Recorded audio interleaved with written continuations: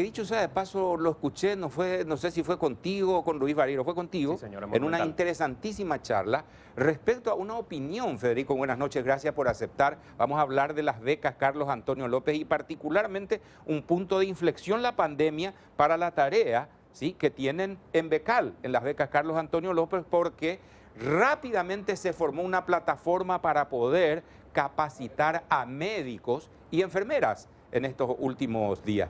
Pero primero, ¿cuál fue aquella conversación? También estabas de acuerdo, creo que en la conversación con Santiago de parar ahora.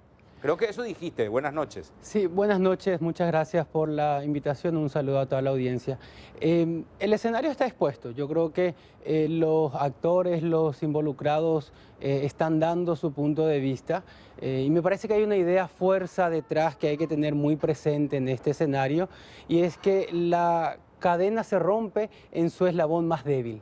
Y en este caso implica aquellos a quienes esta propuesta que se está generando no pueda llegar en su totalidad. Entonces, me parece que dado que el invierno está a la vuelta, podríamos tomarnos ese tiempo como para hacer una planificación más amplia donde podamos ver qué implica en términos de conectividad. Si bien las telefonías están haciendo el acceso de paquete de datos, eso no significa que sea automático el poder acceder a toda la información. Aquellos que tienen celular no implica automáticamente que lo puedan usar por la disponibilidad para estas tareas educativas. Tampoco implica de que hayan más de un celular si es que hay varios hijos, si es que la persona está trabajando durante el día. Es decir, hay una serie de limitantes. Se habla mucho del cuadernillo, sin duda que es una opción. Me parece que es un tiempo para mapear y entregarlos, así como se está haciendo. En esa línea, Sí. yendo un poco a la propuesta de recalendarizar, creo que vos como coordinador de Becal mal podrías decir la educación virtual no sirve, porque hay mucha gente de universidades de primer mundo que utilizan la herramienta de educación virtual, pero con plataformas que están suficientemente desarrolladas o mapeando a dónde van a llegar con qué tipo de estrategia. Sí. ¿Cuál es tu propuesta escrita, diseñada y que incluso creo que conversaste con el propio ministro Eduardo Peta, Sí, de recalendarización? ¿En qué consistiría puntualmente? bueno, una recalendarización implica entender que primero los tiempos de la educación son construcciones nuestras, es decir, los plazos son los que, de acuerdo a, en nuestro caso, el calendario de verano, lo hacemos de febrero a diciembre de cada año. Sin embargo, existe el calendario B, que es la del hemisferio norte, que inicia en lo que sería nuestra primavera y va hasta el siguiente año. Entonces, un escenario podría ser eso, es decir, plantearnos un retorno en septiembre, ya con una película de la propuesta académica más clara, con una planificación más elaborada, más desarrollada, hacer un primer corte por allá en diciembre con un primer cuatrimestre o trimestre cerrado, con una primera evaluación, volver al inicio de enero, mediados de enero, pasado Reyes, vamos nuevamente hasta Semana Santa para hacer un nuevo corte de exámenes y de ahí en adelante una decisión. Si es que hacemos una malla curricular ajustada, más pequeña, cerramos ahí el año e iniciamos nuevamente con el deseo de regularizar el calendario que eventualmente tenemos. O directamente... O sea, el plan B sería temporal. Podría ser hasta temporal. ajustar, la palabra es tan cuestionada última, y volver ya a la normalidad del calendario nuestro. Así mismo. O directamente desarrollar ese calendario B que nos llevaría hasta mayo o junio. Hay países que tienen ambos calendarios a la par. Colombia es un ejemplo de eso. Y básicamente lo que traía como idea o como propuesta viene en esa línea de darnos este tiempo para poder explicar mejor al padre, al estudiante, preparar las plataformas, validar las plataformas, porque me parece que son herramientas que están para quedarse. La educación en línea, la educación semipresencial, me parece que van a ser parte del escenario post-COVID a nivel mundial, tanto para la educación primaria, secundaria, como para la educación superior. Y ese calendario ve al que haces referencia, inclusive si tomáramos las declaraciones del presidente de la República cuando decía, probablemente vamos a tomar decisiones ya ahora, guardándonos en tiempo de frío y saliendo en tiempo de calor para evitar las enfermedades respiratorias. Claro. Probablemente hasta se pueda adoptar como un nuevo calendario. Veo que es totalmente compatible con lo que declaraba el señor presidente y tomarnos este tiempo para revisar las infraestructuras, la conectividad, la propuesta académica. Y eso lo que haría es traer las vacaciones de invierno en este momento y prepararnos para en septiembre volver a salir al aula. Si es que tiene que ser de forma virtual, tener las herramientas y por ahí digamos que el escenario permite ciertas clases también presenciales y poder prepararlas. Aquellos bachilleratos técnicos. Seminarios de puntualización, prácticas profesionales que puedan realizarse. Es decir, nos brinda esa posibilidad bajo un escenario que no se contrapone con los calendarios hoy existentes a nivel mundial. ¿Consideras una oportunidad, Federico, esto dado que si se actuara del modo plan B, estamos hablando, romperíamos un esquema cultural centenario? Claro. Sin duda. Es difícil decir, pero yo tengo vacaciones la segunda mitad de enero, ¿qué hago?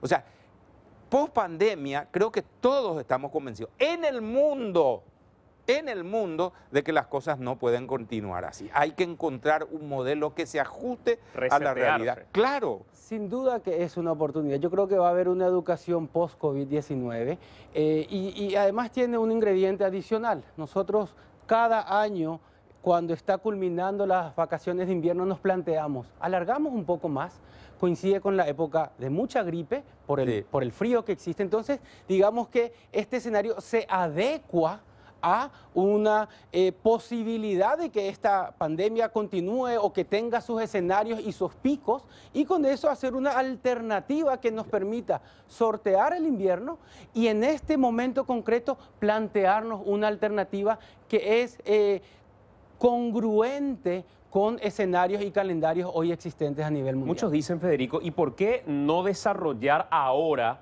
en tiempo real y con el avión en marcha eso mismo? ¿Y por qué creer que vamos a volver en septiembre? ¿Qué pasa si no podemos volver en septiembre o no podemos volver en octubre? ¿Va a ser un año perdido? No, yo creo que este periodo puede ser el periodo de validación de instrumentos. Yo creo que nosotros como país lo que no podemos darnos es la oportunidad de tomar el criterio de pasar por pasar. Aquí hay un elemento de excelencia que tenemos que tener presente y no podemos hacer un sistema educativo para los que tienen la herramienta, un sistema educativo clase A y un sistema educativo clase B para los que no tienen y estamos viendo que esa población es muy extensa. En estos testimonios. Claro, y que queda fuera hasta nuevo aviso para volver a presentarse al aula o al sistema educativo. Totalmente. Entonces, me parece que teniendo como concepto general detrás de que el sistema debe ser público para todos y con los mismos estándares. De ahí que me parece que este periodo puede ser muy oportuno para una planificación y hacer un cambio a un calendario que, como les decía, existe hoy en la región, Colombia lo tiene, y es uno de los calendarios a nivel mundial en pleno desarrollo. Para cerrar este tema, entonces, estás hablando de tiempo de validar instrumentos. Por supuesto. No tiempo para validar, o sea, en lo que resta del año para validar cursos aprobados. No, absolutamente. Yo creo que parte de para entender bien, hay mucho para decir, pero totalmente. Lo que están estudiando ahora va a valer, perdón por el lenguaje, no ¿o vale Tapiocoa este año? Yo creo que no se puede dar por asimilado que el contenido desarrollado por estas plataformas sea un contenido asimilado, dado por el alumno. Entonces, lo que me parece es que se pueden tomar pruebas no condicionantes a calificación, pruebas de apropiación del estudiante, pruebas de aprendizaje sobre qué tanto lo captó y dónde se tiene que mejorar, porque me parece que vamos a llegar a un punto donde se va a generar planes educativos. Van a estar aquellos con pleno acceso, que evidentemente también hay un sector que va a tener un pleno acceso. Va a haber un canal donde haya que reforzar con cuadernillos. Esos cuadernillos tienen que saber cómo se van a evaluar, las plataformas, cómo se van a evaluar. Y también la formación docente. No es automática la asimilación del cuerpo docente en cambiar una modalidad de enseñanza y de evaluación a otra. Igual para el estudiante, imagínense de que estamos pasando de un proceso donde se prohibía el celular en aula y de repente pasa a ser la herramienta de educación. Hay una ley. Con todo lo que implica el riesgo de contenidos, el acceso, los cuidados para niños de diferentes edades, sabiendo que hay siempre gente malintencionada que puede estar buscando, como se dice, pescar en ese río revuelto. Pero mencionaste un tema que está... Hay una ley en vigencia respecto al tema del uso de los celulares. Claro, que sí condiciona, hay que decir, a que el uso sea académico, ¿verdad? Pero hoy esa ley no tiene sentido, es el instrumento que se está pidiendo, para todo momento. ¿Y qué te dijo el ministro Peta cuando le planteaste esta idea? Porque acá yo creo que hay que ser muy honestos, Oscar. Hoy lo debatía con el doctor José Casañas Levy en redes sociales. Nadie creo que tiene intenciones aquí de trabar un proyecto por trabarlo. La idea es debatir y hacer lo más participativo posible para sacar el mejor producto. Esa es la intención. ¿Qué te dijo el ministro Peta? Fue de intercambio, yo creo que muy nutritivo, donde yo le comenté lo que había o estas ideas y él también me daba su punto de vista respecto a lo que se está haciendo a nivel de América Latina, lo que viene como recomendación de UNESCO, me comentó de las plataformas, del acuerdo con Microsoft, es decir, sin duda que hay un trabajo detrás. Yo le decía, ministro, me parece que a buena hora que tengamos todos estos elementos, sí creo que los elementos tienen que ser validados. Y sí creo de vuelta... ¿Y ahí qué dijo?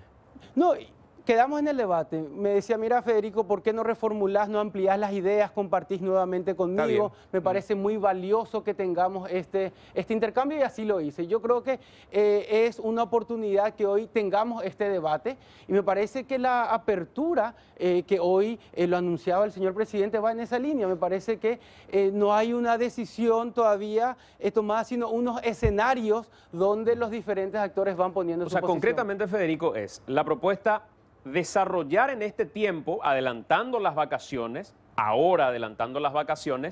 aprovechar para desarrollar una plataforma sólida o mecanismos que permitan llegar de forma diferenciada a estas comunidades que incluso no tienen la forma de acceder a educación. Y si eventualmente no se reactivaran las clases en septiembre, tener un mecanismo virtual sólido que permita llegar a todos. Y si hay que flexibilizar para algunos sectores como el bachillerato, permitir en septiembre que con normas sólidas de seguridad ingresen a hacer sus pasantías como tengan que hacer. Es exactamente eso, es decir, el poder hacer el escenario A, el escenario B y el escenario C. El escenario A, que es sin acudir al aula en lo que resta del año, el escenario B con ciertas aperturas y el escenario C que sea un híbrido, como se dice, donde podamos garantizar un estándar de producto educativo a los diferentes colectivos de nuestra sociedad. Una pregunta que no tiene nada que ver con esto, porque esta debe ser uno de los debates más importantes para nuestra vida, de nuestra sociedad en particular. La capacitación. Habíamos hablado los otros días de la importancia. Vimos un ejemplo en un hospital en el sur, Fran. Sí. 8 camas. Terapia intensiva. UTI.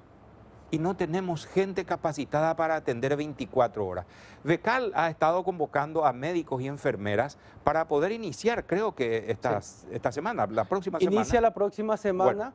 Bueno, ¿cuántos se inscribieron? Médicos y enfermeras. Sí, en desarrollo con el Ministerio de Salud, a solicitud del Ministerio con el Instituto Nacional de Salud, lanzamos un curso para la capacitación de médicos de diferentes especialidades no intensivistas y para enfermeros en la capacitación de procesos, herramientas para el manejo de pacientes con COVID en el ámbito de terapia intensiva.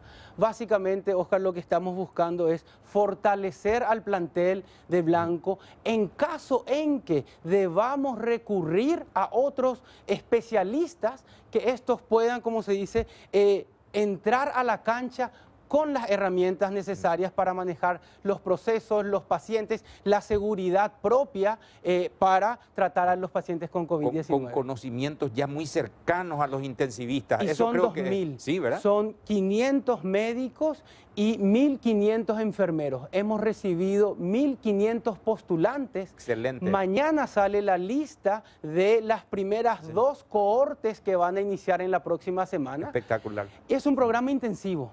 Bueno, 3 ¿cuándo semanas. tenemos la propuesta?